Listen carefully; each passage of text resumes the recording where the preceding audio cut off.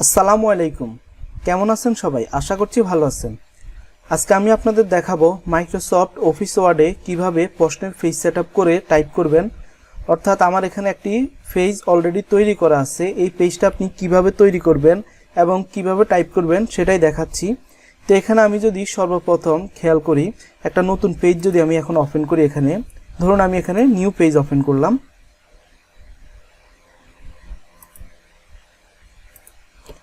এটা হচ্ছে আমার একবারে সম্পূর্ণ নতুন একটা পেজ, যেটা হচ্ছে ব্ল্যাঙ্ক, এটার ভিতরে কিছুই নেই। তো আমি সর্বপ্রথম এই পেজটাকে এখন আমি সেট আপ করবো। কীভাবে সেট আপ করবো, এখানে যেই রাইট সাইডে যেই স্কেল বারটি আছে, আমি যদি স্কেল বারের উপরে মাউসের যে কার্সরটি আছে এটা রেখে যদি আমি রাইটে ডাবল ক্লিক করি, তাহলে এখানে পেজ সেট আপের অপশানটা অটোমেটিক শো করবে। তো এখান থেকে আমি সর্বপ্রথম মার্জিনস, এখানে আমি টপ 0.5 ইঞ্চি নিব এবং ট্যাপ চাপ দিলে বটমে চলে যাবে 0.5 ইঞ্চি, লেফটে 0.5 ইঞ্চি, রাইটে 0.5 ইঞ্চি।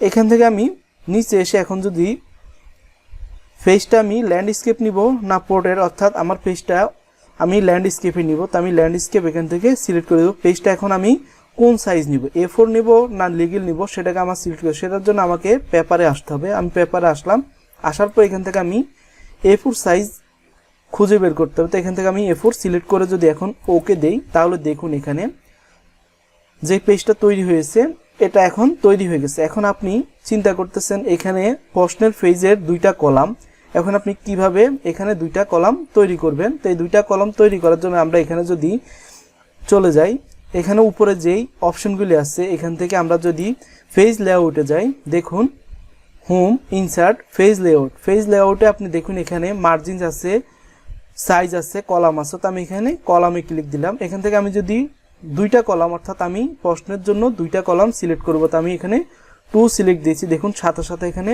দুইটা পেজ তৈরি হয়ে গেছে।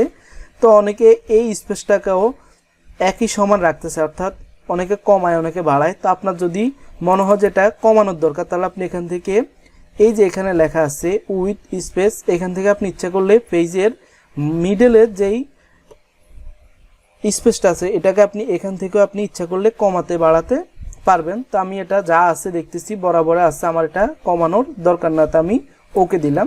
তো এখন আমি এখানে আপনি দেখতে পাচ্ছেন যে এই পেজটা আছে, এটাতে এখন আমি যদি প্রশ্নের যেই লেখাটা আছে এটাকে আমি দেখানোর জন্য পেস্ট করতেছি, কপি করে Ctrl+A দিলাম, এখান থেকে আমি কপি করে নিলাম, নিয়ে এখন আমি এই পেজটাতে আমি পেস্ট করলাম।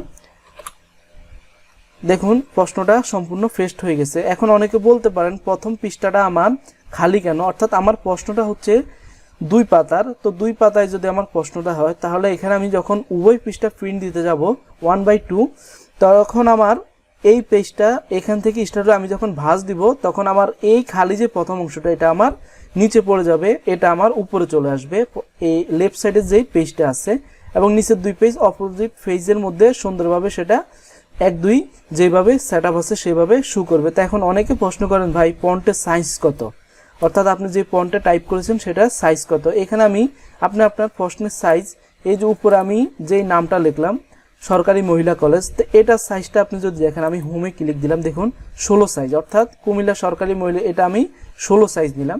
যদি বিশেষ মূল্যায়ন এটা কত সাইজ আছে, 12 সাইজ নিলাম। এখানে বিষয় কোডের যেই ঘরটা আছে এটাতে আমি ক্লিক দিলাম, এটা আমি 11 সাইজ নিলাম ঘরটা আমি করে। এখানে বাংলা প্রথম পত্র আছে এটাকে আমি 14 নিলাম, সৃজনশীল লেখা আছে এটাকে আমি 14 নিলাম। তো এই গেল কুমিল্লা সরকারি মহিলা কলেজ থেকে শুরু করে আমার সৃজনশীল পর্যন্ত পেজে কোনটাতে কতটুক ফন্টের সাইজ নিচ্ছি সেটার বিষয়। এখন নিচের যে লেখাগুলি আছে এই লেখাগুলির সাইজ কতটুক আছে দেখাচ্ছি। এটা আমি সারাংশটা লিখেছি, এটার সাইজটা আমি 14 নিয়েছি এবং সময়ের সাইজটা আমি 14 নিয়েছি, পূর্ণমানের সাইজটা আমি 14 নিয়েছি, ক বিভাগ গদ্য এটা আমি 14 নিয়েছি। এখন নিচে এই যে লেখার যে সাইজটা আছে প্রশ্নটা, অর্থাৎ আমি যে প্রশ্নটা লিখেছি এইগুলির সাইজ হচ্ছে 12, অর্থাৎ এই সাইজগুলি সম্পূর্ণ 12 সাইজে আছে। এখানে আমার শুধু এই পর্যন্ত ক বিভাগ অর্থাৎ গদ্য এতটুকু পর্যন্ত আমার সাইজগুলো আমার মন মতো করে 14, 16, 12 এইভাবে নিয়েছি। তো আশা করছি বুঝতে পেরেছেন। এইভাবে আপনি প্রশ্নের খুব সহজে শর্টকাটে প্রশ্নের যে পেজ সেটআপ আছে এটা করে আপনি প্রশ্ন টাইপ করতে পারবেন। তো ধন্যবাদ সময় দিয়ে ভিডিওটি দেখার জন্য।